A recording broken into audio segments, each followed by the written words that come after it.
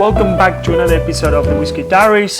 Today we're going to be talking about an all-rounded, one of my favorite whiskies of all time that I can have at any time, any day, no, regardless of what it is. You give me this whiskey, I will drink it.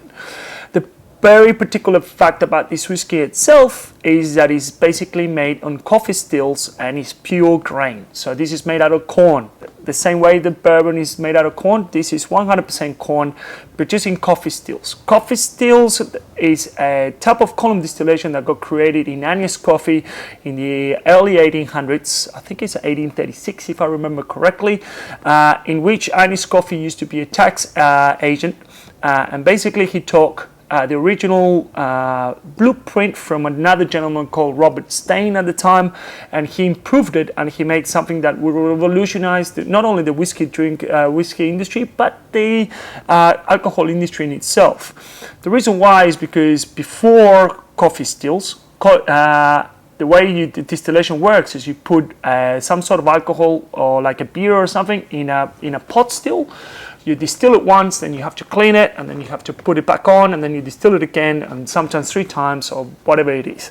Now, continuous distillation means that you continuously inject beer into a column. On the top of the column, steam comes from the bottom, basically strips all the alcohol from the beer, goes back into another column, and then distills it for another time.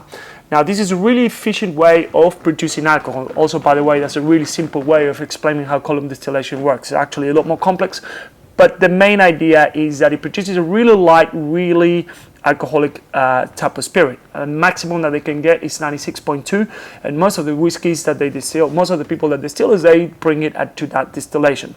That is how vodka and gin gets done as well, and very neutral spirits. All those neutral spirits actually was really helpful during the Second World War for fuel and so on and so on. It's a long history, but column distillations in itself is a very efficient way of producing alcohol. But like everything, there's always a but. It produces a really light spirit, and a light spirit usually for whiskey drinkers is something that is not regarded as something that you want. You want something like a little bit more character, like a little bit more strong, and that's Scottish and stuff. So Scottish, as a matter of fact, didn't really like to use column distillations, and I was more left to the Irish to do it. Anyway, we won't go into that differences. We're just gonna basically say that this one gets used column distillations. Now, the column distillations, these columns come from the Miyayiko distillery. Miyayiko distillery started in 1963 as a way of improving, expanding on the Yoshi distillery that started in 1934. Now, the Miyayiko distillery was supposed to be 1.5 times bigger, but in the 70s and the 80s, it kept expanding, and now it's almost 3 times the size of the Yoshi distillery. And in the 80s in the late 70s is when they introduced the Coffey Stills into the Miyayiko distillery. They have 2 of them, and basically they started experimenting in creating grain whiskies. But at the time, those grain whiskies was going into blends. As I said before, Japanese distilleries don't talk to each other very much, and they don't share many of the barrels and the distills and the spirits that they make like the Scottish counterparts. So if you want to create a blended whiskey in Japan, you have to create all the single malts and all the grain spirit yourself. That's why Nikka started creating basically the grain whiskey. Later on in early 2000s, they started experimenting with actually doing a single grain and a single whiskey.